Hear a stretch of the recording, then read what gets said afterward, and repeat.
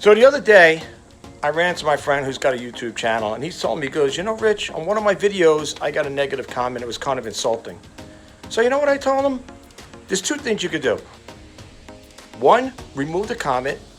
And number two, you could hide the notifications from that person. So don't let things like that bother you, distract you.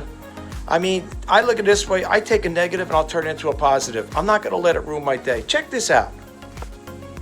Words to live by. If you want to live a happy life, tie it to goals, not to people. Folks, we're all going to get negative comments at one time or another on our videos. Don't let it bother you. Just keep putting out good content. Remember, when it comes to making videos, keep it real, keep it original, let your channel grow organically, and don't forget good titles and thumbnails. I'll talk to you guys soon.